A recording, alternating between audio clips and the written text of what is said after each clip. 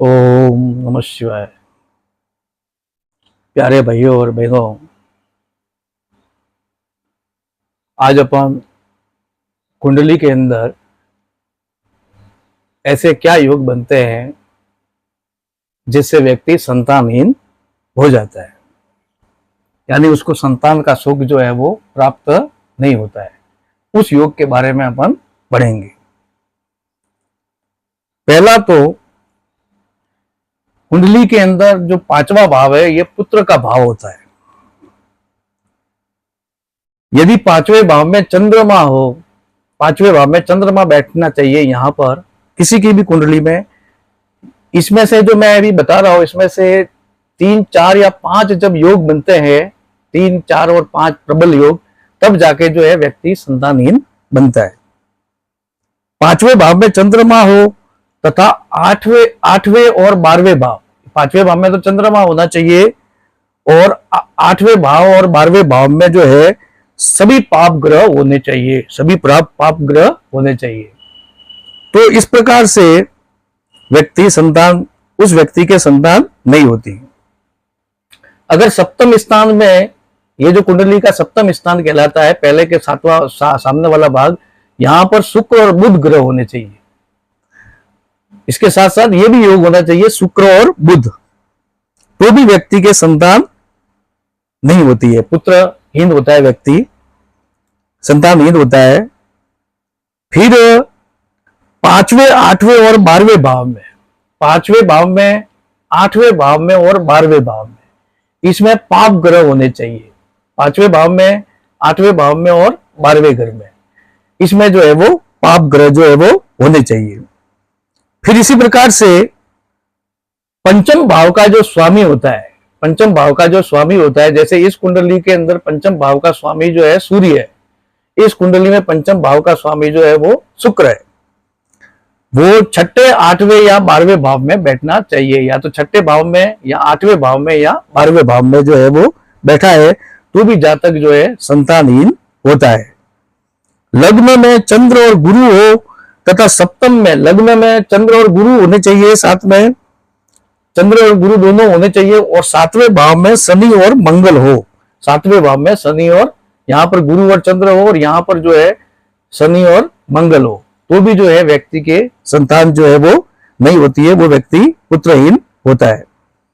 फिर 5वें भाव में, यानी इस भाव में, 5वें भाव में अपन देखेंगे सूर्य, मंगल, राहु अथवा शनि, सूर्य, मंगल, राहु अथवा शनि, या तो ये इसमें से एक ग्रह होना चाहिए, सूर्य, मंगल, राहु, शनि, या ये चारों ग्रह जो है 5वें भाव में होने चाहिए, तो भी 5वां भाव जो है पाप ग्रह पीड़ित हो जाता है, और उस कारण से भी व्यक्ति के जो है वो संतान नहीं होती है।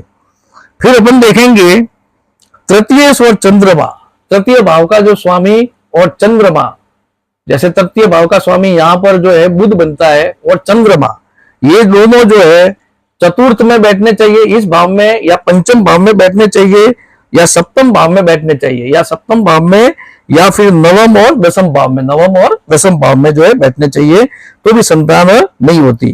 पंचम भाव में चंद्रमा के साथ राहु बैठा हो, इस भाव के अंदर 5वें भाव में चंद्रमा के साथ में राहु बैठा हो, तो भी जातक के संतान नहीं होती है। यदि शनि जो है वो सिंह राशि में बैठा हो, शनि की शत्रु राशि है सिंह राशि में बैठा हो शनि, और 5वें भाव में शनि सिंह, तो मंगल पंचम भाव में हो, शनि सिंह राशि में हो और मंगल 5वें भाव में हो, तथा पंचम जो है 5वां भाव, जो पंचमे से 5वें भाव का स्वामी, वो जो है वो छठे भाव में होना चाहिए, तो भी जो है जातक संतानहीन होना चाहिए।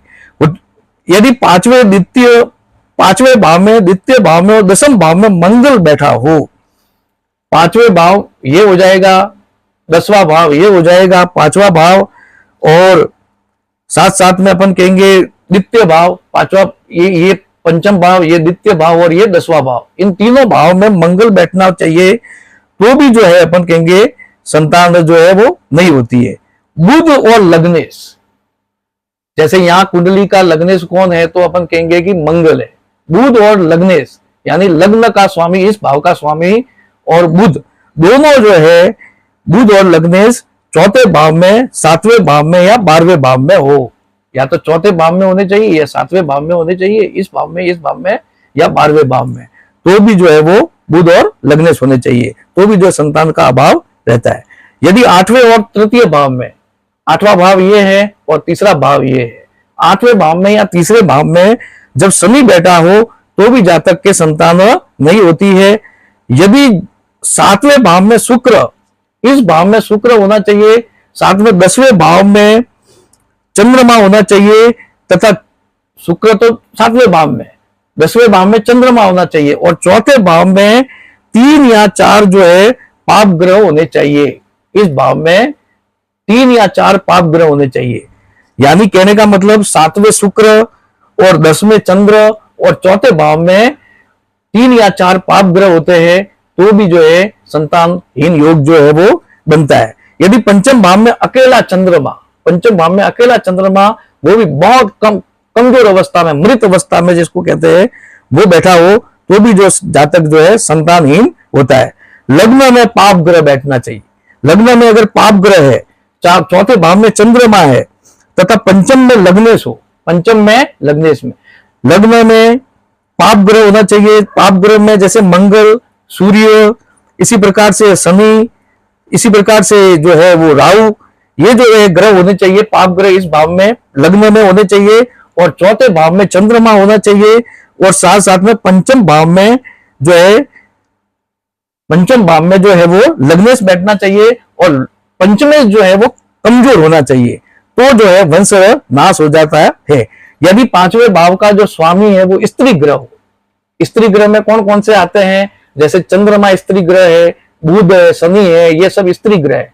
अगर मान लो 5वें भाव का स्वामी स्त्री ग्रह हो, स्त्री ग्रह हो, और साथ साथ में वह स्त्री ग्रह या तो किधर बैठे हुए, पहले भाव में या चौथे भाव में या सप्तम भाव में, इस भाव में या दसम भाव में जो है वो चंद्र, बुध, शनि अथवा राहु के साथ बैठा हो, ये स्त्री ग्रह चंद्र, सूर्य, चंद्र, बुध, शनि और राहु के साथ में ये स्त्री ग्रह बैठना चाहिए। वो भी किस भाव में बैठने चाहिए, तो अपन कहेंगे पहले भाव में, चौथे भाव में, और साथ साथ में 7वें भाव में और दसम भाव में, तो भी जो है जातक जो है संतानहीन होता है। यदि लग्न में मंगल, लग्न में तो मंगल, 8वें भाव में शनि और 5वें भाव में जो है सूर्य हो, तो भी वंश नष्ट हो जाता है। लग्न में मंगल हो, 8वें भाव में शनि हो और पंचम भाव में सूर्य हो, तो इस प्रकार से जो है वो वंश नष्ट हो जाता है। अब इस आधार पर अपन देखते हैं कि इस कुंडली में ये जो 2 कुंडली दी है, दोनों, एक ये जो व्यक्ति है इसके शादी के 10 वर्ष हो गए तो भी जो है संतान नहीं है। दूसरी कुंडली बहुत डॉक्टर को बताने के पश्चात भी जो है संतान का योग नहीं है। पहली कुंडली में देखते हैं तो अपन देखते हैं कि इस भाव में, छठे भाव में, और साथ साथ में छठे भाव में जो है वो शनि बैठा हुआ है, साथ में 5वें भाव में केतु बैठा हुआ है, और सूर्य जो है वो चौथे भाव में बैठा है। साथ में इस 5वें भाव पर राहु और केतु की दृष्टि है, राहु और केतु का प्रभाव है और राहु की दृष्टि है। साथ साथ में अपन देखेंगे कि छठे भाव का स्वामी, 8वें भाव का स्वामी और 12वें भाव का स्वामी मंगल, बुध और गुरु।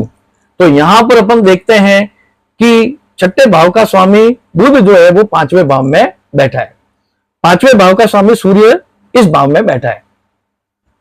इसी प्रकार से अपन देखते हैं कि 5वां भाव जो है, यानी संतान का भाव जो है, सूर्य और शनि 2 पाप ग्रहों के प्रभाव में आ गया है, 2 पाप ग्रहों के प्रभाव में आ गया है। तो इस कारण से भी ये जो है वो वंश का जो है वो नाश होता है। अब इसी प्रकार से अपन देखते हैं, ये जो आगे जो देखते हैं कि आगे की जो कुंडली है, जो बहुत डॉक्टर को बताने के पश्चात भी जो है, अब यहां पर देखते हैं तो छठे में भी पाप ग्रह बैठा है, 12वें भाव में भी पाप ग्रह बैठा है। साथ में अपन कहेंगे शनि इसका स्वामी है 8वें भाव का, इसका स्वामी मंगल है और इसका स्वामी शुक्र है। तो अब सप्तमेश जो है, सप्तमेश ये पंचमेश जो है, पंचमेश शुक्र जो है राहु के साथ में बैठा है, कन्या राशि का नीच का बैठा है और राहु के साथ बैठा है, और केतु की जो है वो दृष्टि है। साथ साथ में केतु की दृष्टि है। गुरु जो है सूर्य से अस्त है।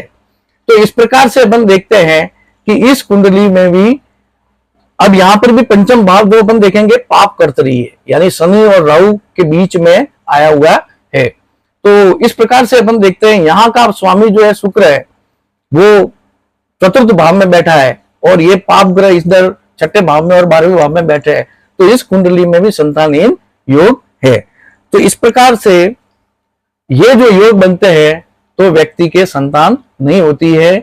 ये इस प्रकार से बहुत डॉक्टर को बताने के बाद में भी संतान नहीं, 10 वर्ष के बाद में भी इनके संतान नहीं।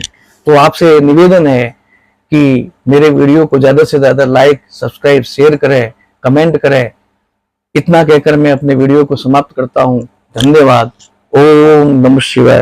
ओम नमः शिवाय।